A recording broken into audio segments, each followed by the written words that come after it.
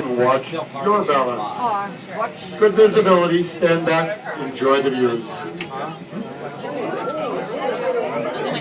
Aboard the Palm Springs aerial tram. Use rotating tram cars, providing you with 360-degree views of your way to town with just one station.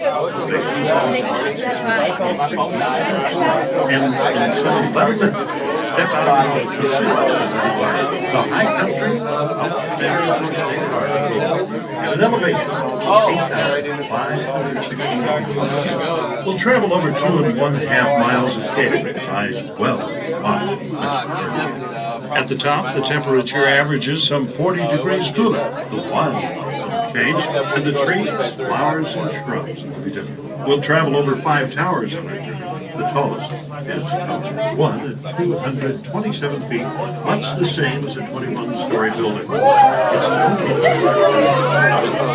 all other towers and the mountain have to be constructed by transporting workers and the materials to the various sites by helicopter. It's a big project. For the original tramway, the helicopters flew some 23,000 flights without mishap, carrying a total of 1,200,000 pounds of materials through this rugged canyon. For the new rotating tram cars, the improvements included new cable drive systems,